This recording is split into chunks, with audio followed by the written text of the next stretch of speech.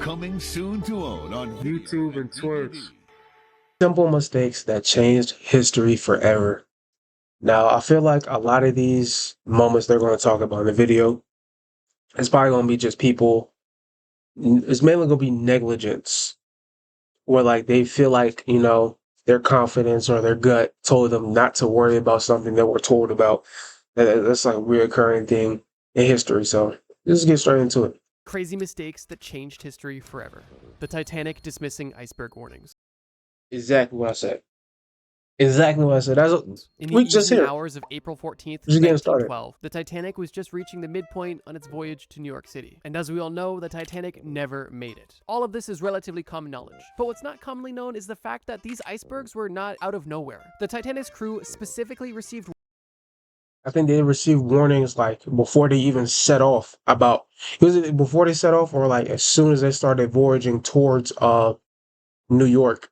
That's when they started to get warnings about icebergs in that area.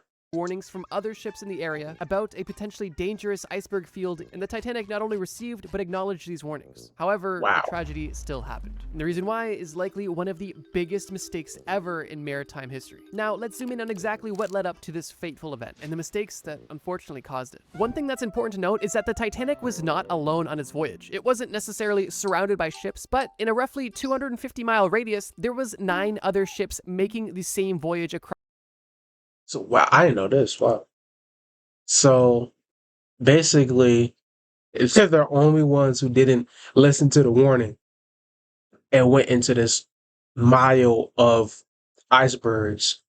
Across the North Atlantic, heading in both directions, both east and west, in what is known as shipping lanes, basically imaginary roads in the water. Some of the ships that were slightly further ahead than the Titanic all made comments about a large ice field that was directly in the path of these ships, meaning that action was required to actively avoid this ice field. These communications between ships were known as the Marconi messages, and these messages gave explicit information about where these icebergs were, how large they were, and how dangerous they could potentially be to a ship. In the captain's own journal that was kept in the black box on the ship, he even wrote down that he had been seeing extremely large icebergs and that the conditions outside were ideal for ice formations. Although, with all of these notes being made, So why the fuck he didn't do nothing about it? he had one note that he underlined in his journal that stated, quote, "no reduction of speed," meaning that even though the captain was So you knew this shit was happening and you didn't even slow down? Not only you didn't try to move out the pathway, niggas are telling you the shit's at. You didn't even slow down. That's like if somebody told you while you were driving on the highway, hey, I-95 is closed. You gonna drive down I-95 100 miles per hour? What the fuck? fully aware of all of the dangerous icebergs and potential more to come, he didn't seem very concerned about them. And what's even more interesting is the plethora of theories on why the captain never slowed down, which is an obvious question that most would ask. If you know that you're heading towards a dangerous area in the water, why would you maintain such a high speed? And one of the most popular Exactly. theories is that the person running the White Star Company, the company that owned the Titanic and other ships, intentionally withheld information from the captain to ensure that he didn't slow down speeds so that the Titanic would make it to New York on time. But if he wrote down that he acknowledged there's icebergs out there in the path he's going, what information could be withheld that he wouldn't like try to slow down or move out the way? Maintaining the company's reputation. However, I'm sure you can already see the irony. Regardless, at 11:39 p.m., the captain goes to bed and leaves his senior officers in place. And only shortly after that, one of the lookouts in the crow's nest spots a giant iceberg directly ahead. And by the time it's spotted, it's already almost too late. The ship is moving too fast, and while the ship did in its last moments slightly steer out of the way of the iceberg, this turn could have actually made things worse. Because now, the ship wasn't heading directly into the iceberg was going to be scraping along the side of the Titanic, essentially ripping it. I did see, like, there's been theories saying, like, if they hit the Titanic head on, they probably would have survived it. Instead of this scraping the side of it, flooding the Titanic, making it break in half because of water pressure. Apart. Over 1,500 people lost their lives, and the Titanic became a legend of tragedy. This isn't to say that if the Titanic had reduced its speed, it would have guaranteed not to sink. Although many experts believe that maintaining a high speed with such danger. I wouldn't say it was guaranteed, but like slowing down, it probably would have ripped that big of a hole in the side of the ship as well. Even if you tried to turn around, you probably would have been able to completely turn out the way. Conditions You slowed approaching was down. definitely an oversight and a fatal mistake that likely caused the Titanic to sink. As I'm sure you already know by now, this video is full of things in Ooh. 24 to today. Thank you, ZocDoc, Shout out to bro, but I'm not for sponsored. sponsoring this video. The dropped helmet downfall. In 547 BC, there was a city known as Sardis. And during this time, the city of Sardis was under the rule of Croesus, the king of Lydia. The kingdom of Lydia, for context, Lydia. would be in modern-day Turkey. Now, what's interesting about Sardis is that this city is extremely well fortified, both geographically and architecturally. And what I mean by this is that Sardis wasn't only just a city with huge castle walls, it also was built on top of very steep mountains, meaning that this was one place that you would not want to try to siege simply because of how unoptimal this place would be to attack. Because you have to attack uphill. Croesus would have such an advantage when it comes to high ground invisibility and knowledge of how to It's crazy how like this was thousands of years ago, and this is what's left of it. navigate the landscape. Anybody who would try to attack and siege the city would essentially have a death wish. That was until Cyrus the Great entered the chat. Cyrus the Great heard that Croesus was actually busy doing some other battles that he wasn't doing too well in. And because Croesus wasn't doing so well, he disbanded his troops and was basically taking the winter off to try to refight in the next spring. But when Cyrus the Great got word that But like, as a city leader, why are we fighting like this shit's a sport? The niggas done got their ass beat this season. Fuck it, we're gonna take the all season off. Like, why are we fighting this much? We supposed to be protecting the city. You out there chasing fights. Croesus was disbanding his troops, he figured now would be the perfect time to try to siege this impossible city. And that's what happened. Cyrus and his troops showed up on the ground outside of Sardis, and Croesus, kind of shocked that they were even there, quickly gathered all of the troops that were within the castle walls, and a battle ensued. Interestingly, Cyrus actually won this initial battle outside of the castle walls. However, Sardis was still not sieged, and was still believed to be unsiegeable. And Croesus himself was still confident they would never get inside the city walls, and this confidence Can you really blame him though? It's like, hey, this is probably the best attempt he's ever faced, and we still won. So I don't know. wasn't unfounded. There was literally ancient prophecies stating that this well-fortified city could never be captured. That was until one tiny mistake was made. One motivated soldier in Cyrus's army was taking a walk around the mountain when he found himself near the back of this massive mountain. He found a loop. Simply looking up and watching the city, when he noticed one of the Lydian guards at the top of the hill. The Lydian guard didn't notice the soldier, so the soldier just watched him to see if there was anything he could learn. And what happened definitely changed history. The Lydian soldier, not paying attention, accidentally dropped his helmet down the hill. And because he didn't know that he was being watched, he went ahead and retrieved his helmet. But as he retrieved his helmet, he inadvertently exposed the only vulnerable position of the entire. Oh my god. This nigga sold his entire city out without even knowing it. Cause it's like, why are you that clumsy? Why the fuck are you this clumsy? You dropping your helmet down a fucking mountain. Oh my god.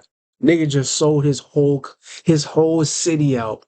City. And after this Persian soldier watched this Lydian soldier go from the city of Sardis down to gather his helmet and then back up almost effortlessly, he knew he had some crazy intel. And later that night, that same Persian soldier went back to the same location, tried to retrace the steps of that Lydian soldier that he saw, which he was able to do successfully. He shared this information with his army, and the rest is history. With their golden ticket into Sardis, Cyrus and his men laid siege to Sardis for 14 days, eventually capturing it. And it was with this siege that the Persian Empire grew stronger. And I guess it goes to show, no matter how fortified you think you are, never expose your back door. Hitler sleeping in on D-Day.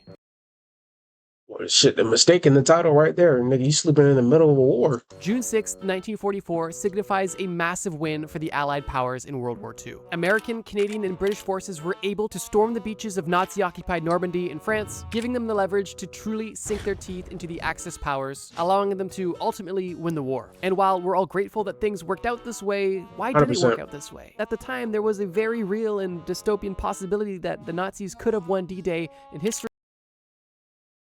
Fuck no.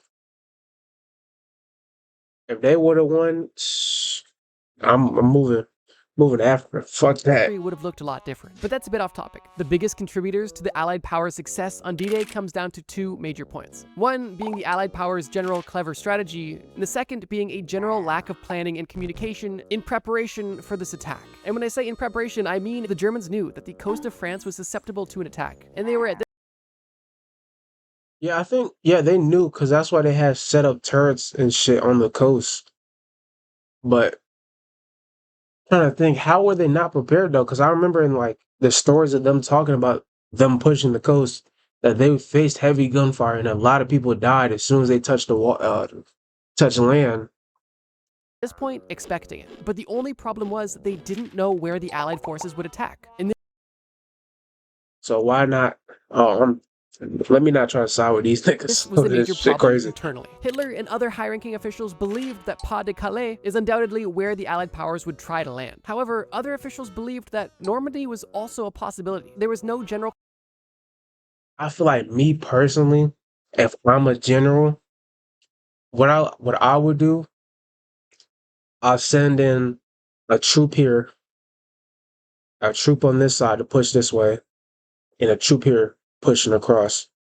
But all the way on the other end, towards right here, this back half, in advance, I'll send a huge squadron pushing to right here. And they should reach each other around the same day. Like the way it's set up, they'll all reach each other around the same day, forcing a circle around, the middle of where they think they're going to be attacked at. That's what I would have done. consensus on where they could have landed, and Hitler's solution was to spread out troops all across France's shoreline. And while this seems logical, it had a major flaw. No one individual location was extremely well equipped. And when the invasion did happen, it would take some time for a counterattack from the Germans to gather all of the other troops from the shoreline to the one area where the actual battle was happening. This mismanagement alone could be considered its own historical mistake, but it doesn't end there. Due to some previous red herrings that the Allied powers threw, specifically staging a false invasion on Pas de Calais, when the actual attack on D-Day happened, German troops weren't sure if this was a real invasion or simply another distraction, which leads us to the situation I mentioned earlier. On the morning of D-Day, when the attacks started happening, Hitler was fast asleep. It's reported that he was up late the night before watching newsreels and fell asleep around 3 a.m. Now, interestingly, because the high-ranking officials did not believe that the attack on Normandy was not the major attack that they saw coming, they decided that it was not worth waking up Hitler, and they decided they would allow him to wake up and Yeah, thank God these niggas were idiots. Oh my then they God. would figure out what to do next. However, that window from the storming of Normandy to when Hitler woke up and began to make counterattack plans, significant progress was already made by the Allied powers, leaving Germany in a really bad spot. Now, this doesn't mean that the Allied powers had no resistance. The Allied powers had to fight against extreme resistance and saw countless tragedies during this Yeah. battle. With one of the See, and shit like this, it's like, we in the middle of the war. Where the hell did you think it was like good enough time? Let me set up a camera between all these gunfire, like these back and forth gunshots. Let me just record this real quick.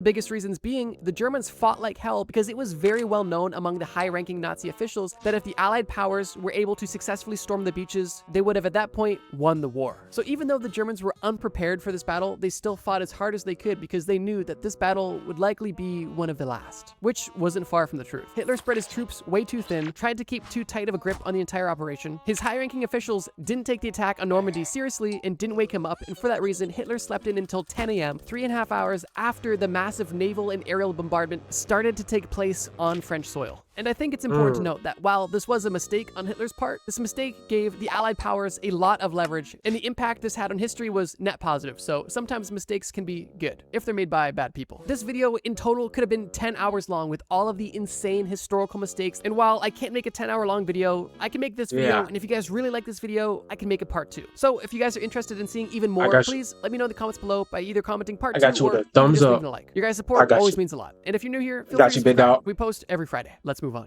The Trojan Horse. Right off the bat, Now, a lot of people say the Trojan horse didn't actually happen. A lot of people also say they said the Trojan horse happened, but it wasn't as big as people made the story out to be, and it wasn't actually people in the horse, and like it wasn't like multiple people in the horse.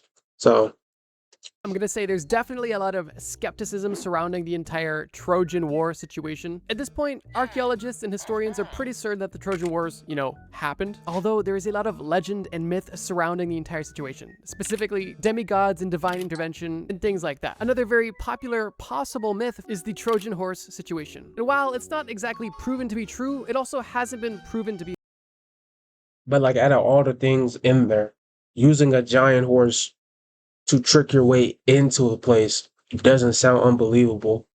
I feel like more people, the reason why people don't kind of believe in it actually happening was because the size of the horse they said it was and how many people it carried.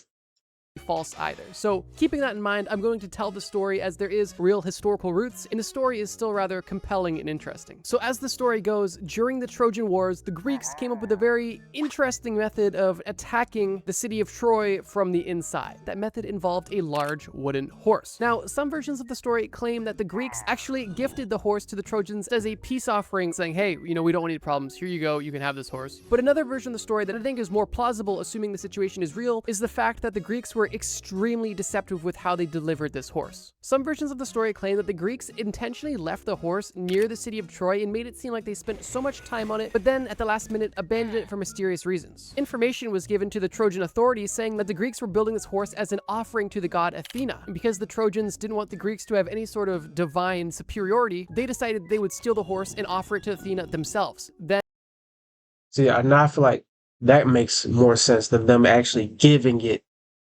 to the. and getting the preference from the gods. Both stories are read out there, but I do believe that them stealing it for their own gain is a lot more likely than them accepting a massive questionable gift from their enemy at the time. Regardless, once this wooden horse was within Trojan walls, the hidden Greek soldiers inside waited until nightfall, slowly and quietly exited the horse and began killing the guards. They then opened the gates into Troy and allowed all hell to break loose. And while I'm keeping this one a bit short simply because there is very murky facts associated with it, the city of Troy did exist, it did fall, and the Trojan Wars were a thing. The Crazy how like when all these cities fall, the base of it still stands even to this day.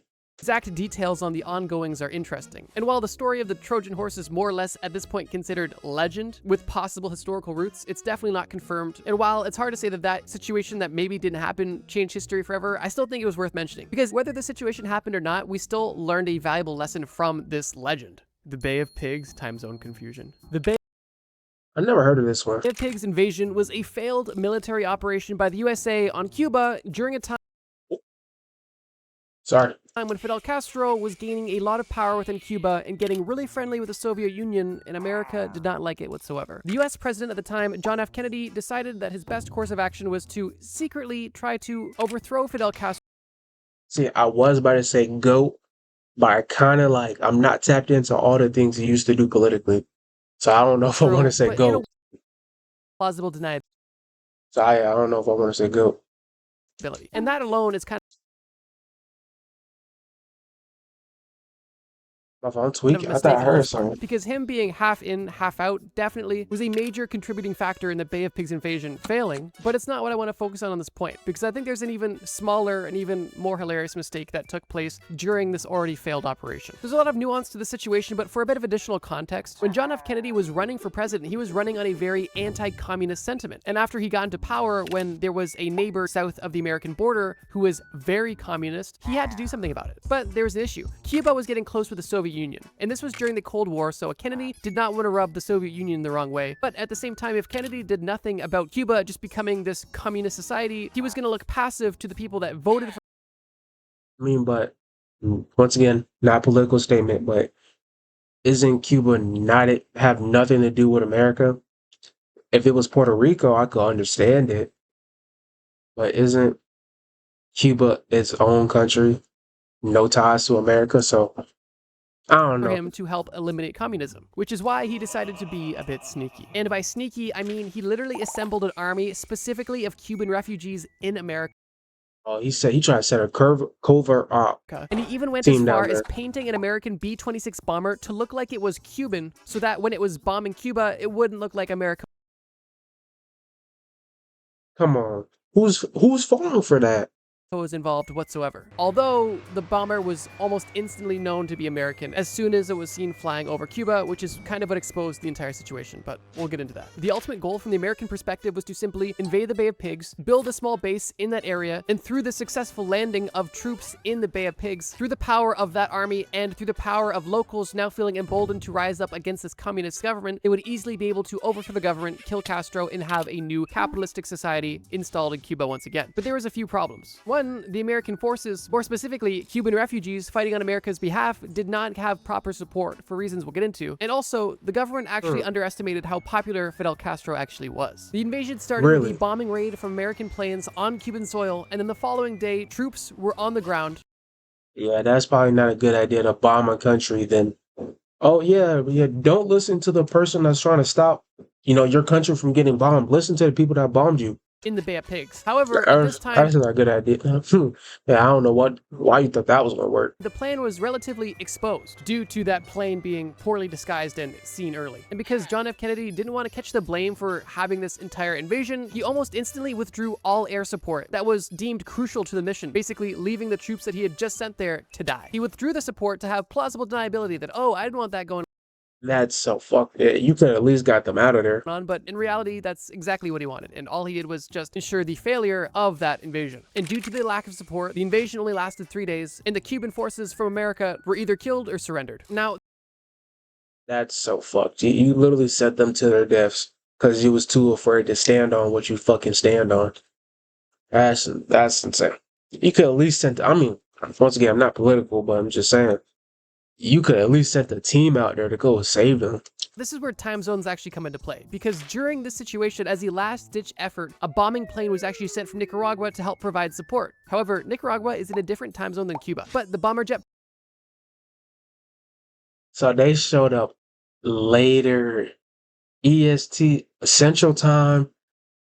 That's like it's either an hour behind or an hour ahead of EST. pilots did not take this into consideration. So when there was plans for the bomber jet pilot to be accompanied by fighter jets over Cuba, there was an hour difference between their plans. Meaning, in this last-ditch effort, this bomber plane was unescorted by fighter jets, leaving it extremely vulnerable, cutting that plan short too when the time actually came. And this sort of last-ditch effort failure was the nail in the coffin. And the backlash because of this failed Bay of Pigs invasion was the following. One, Fidel Castro only grew stronger as a leader because in the eyes of the Cuban citizens, he had just defended the country from an attack from the American government, the biggest military machine in the world, making him look like an extremely strong and powerful leader. And besides making the citizens favor Fidel even more, this made Fidel favor the Soviet Union even more, which is why this situation was basically the catalyst for the Cuban Missile Crisis, which only happened a year later. So yeah, although there was military fighter pilots that were not able to remember time zones between Nicaragua and Cuba, leaving a bomber plane completely vulnerable, I kind of feel like time zone should be one of the first things you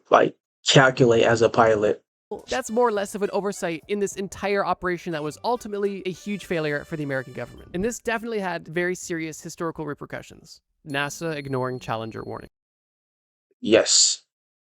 It's one of those things also is like people are telling you scientifically shit is going to blow up, and a lot of people probably thought, no.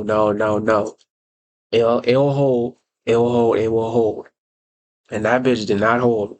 In 1986, the space shuttle known as Challenger was set for an amazing mission. The shuttle had 7 bright astronauts on board, and this crew was ready for takeoff. And on 11:39 a.m., just off the coast of Florida, the Challenger spaceship took off. Things looked relatively normal, until just over a minute after the launch took place, the situation turned catastrophic. The space shuttle broke apart and disintegrated 14 kilometers in the air, leaving all 7 of the astronauts dead. This failed launch was Rest a in national peace. tragedy. However, it could have Because I remember, well, I don't remember. I wasn't born then, so I'm not that old.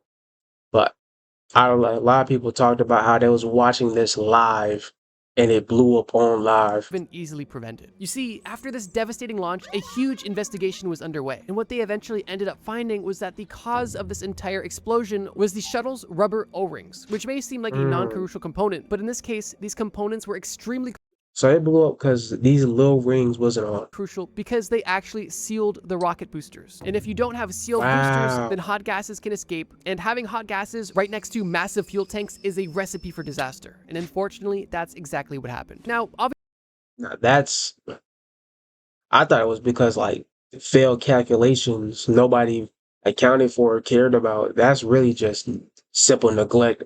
I don't even think that's on NASA. I think that's on the people who engineered obviously, hindsight the rocket ship. is always 2020, and if they had that information previously, they could have prevented it. But they did have this information.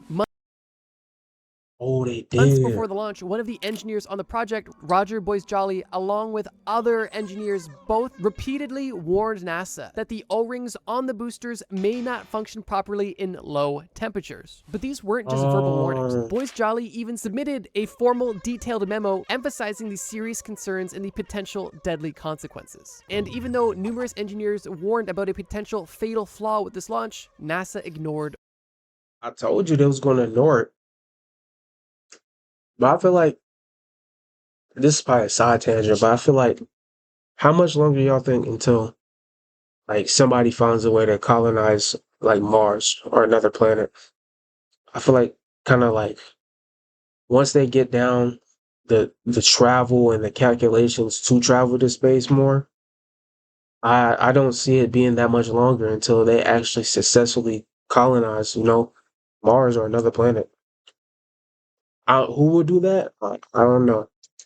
all of the warnings. Obviously, the mistaken question. But it doesn't end there, because once it was clear that NASA was not taking these concerns seriously, a group of individuals formed, making it their mission to stop this launch for the safety of the astronauts, although they didn't have the authority or support to actually prevent the launch from happening. And despite NASA being aware of the potential flaw, the launch still took place, and the world lost 7 astronauts, and NASA lost a lot of trust. One of the most devastating parts of this entire situation is that NASA knew that the specific failure of this O-ring would only be triggered by a cold environment. And even with this information, they decided So they launched in the cold? to launch the rocket in January, which Oh my God. in Florida isn't typically that cold, but this day that it launched was particularly cold, and even still, with both of these factors, they still continued to launch on that day. When doing research for this section, I actually watched a video by Free Documentary on YouTube that has a full 50-minute breakdown on why this entire situation happened. And while I totally recommend going and watching that, and I'll leave a link to that in the description, I wanted to quickly highlight the comments, because there was a lot of people commenting on this video that had personal experiences that were honestly heartbreaking. One of which comes from Leslie, where she states that her father was actually one of the engineers who tried to stop the launch. However, because him and other engineers weren't able to prevent the launch, when the eventual launch ended up happening and taking the lives of 7 astronauts, her father, as well as other engineers, became severely depressed simply because that they felt they had failed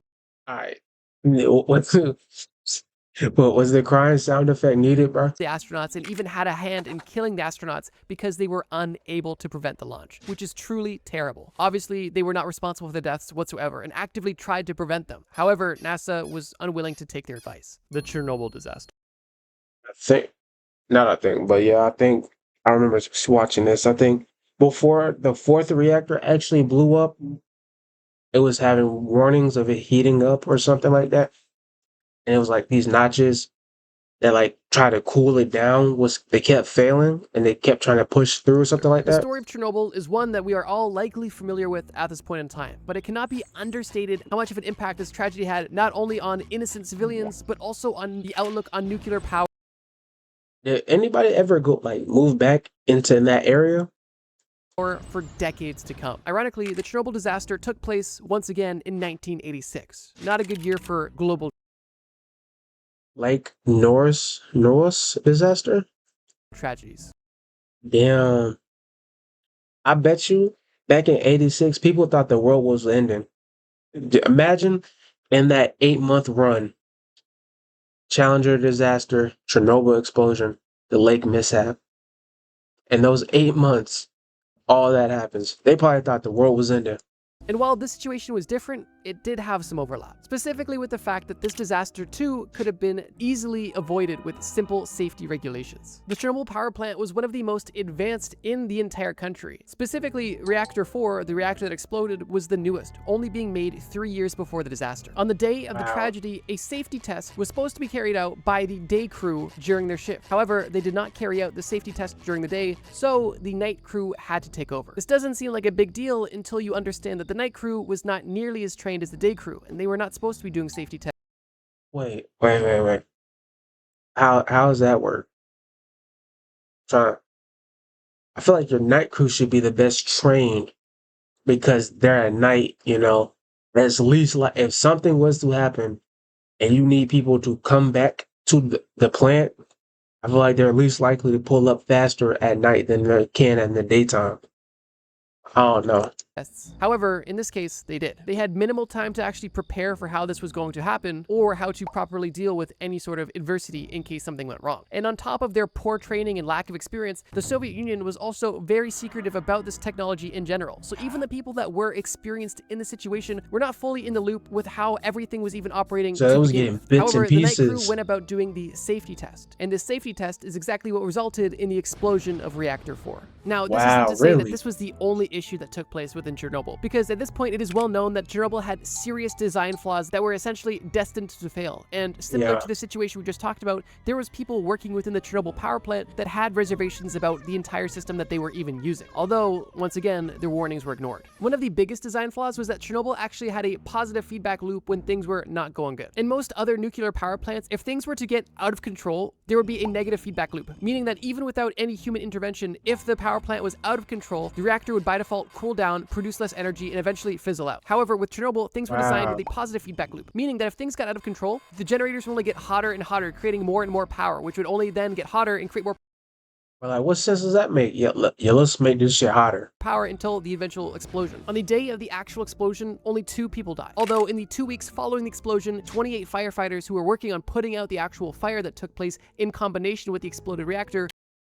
Damn, that's fucked up, though. Because in their eyes, they're trying to put out this fire. They probably didn't even really understand that they're getting radiation poisoning trying to put out this fire. Died due to radiation sickness. That's over 10% of the firefighters that helped put out the initial fire. Immediately after the explosion, 115,000 people were evacuated from a 30-kilometer radius, and 8 tons of radiation were shot into the atmosphere, which eventually God damn, 8 tons? made its way over almost all of Europe. And after Wow. everything was said and done, the toxicity of the radioactive cloud that came out of this explosion was equivalent to 400 Hiroshima atomic bomb explosions. 400 Hiroshimas. Not in terms of actual explosive disaster, but specifically in terms of radioactivity. As of right now, this entire situation cost over $700 billion US. 700 billion. I feel like it should be more. Like it should be like trillions for 400 Hiroshimas. And today, the cleanup is still going on, and the total cleanup for the Chernobyl situation is expected to be completed in 2060. Yo, nigga, they've been. I feel like I don't know why would it take this long though. That's almost 100 years. 100 years of cleaning this shit up. 80 years after the initial explosion. The accidental discovery of penicillin. Yep, you've heard me right. This video has been relatively dark, so I figured for the last entry on this list, I'd leave it on a positive note. In 1928, Scottish physician Alexander Fleming was studying a specific bacterial culture. And during this study, he decided that he would leave his culture plate out on his workbench over the weekend. That's not so odd. But what was odd was the fact that when he came back on Monday morning to check on this bacteria culture he had left out, he had noticed that there was mold growing on the plate. Now, initially, having mold growing on your bacteria culture means that the sample is just worthless and you have to start again. But he noticed something interesting. The bacteria that was surrounding this mold was destroyed and didn't exist anymore. And this gave him an interesting idea. He began to continue tests to see how powerful this mold could be when it comes to neutralizing and destroying bacteria. And it was this observation that eventually led to penicillin, the world's true first antibiotic, which at this point has saved millions upon And he was just out there trying shit. millions of lives. The mold is known as Penicillium notatum, and that little bit of mold just magically appearing on Fleming's culture plate undoubtedly So this is what he was playing with. had a massive impact on history forever. And just goes to show, sometimes something you perceive as negative actually ends up being the best thing that could possibly happen to you. And just imagine what could have happened if Alexander wasn't feeling so inquisitive this day and just decided to Imagine you just threw that shit in the trash. Oh, this got mold on it. Throw it in the trash. angrily throw out this culture plate because it wasn't to his liking and had mold on it. History is truly wild. But what else is wild is that you're still watching. Now, with that being said, that was a W video. That was a video on simple mistakes that changed history forever. Like I said, a lot of these were like things where people just neglected or obviously were just laziness and stuff like that. But, let me know how y'all feel about that down below. With that being said, I'll see y'all boys later, though. I'm not trying to score. Your heart's an open door. I got the key. I'm trying to keep composure and some more. I know you want some more. Oh, oh. Can your body hear me? Want you to feel me?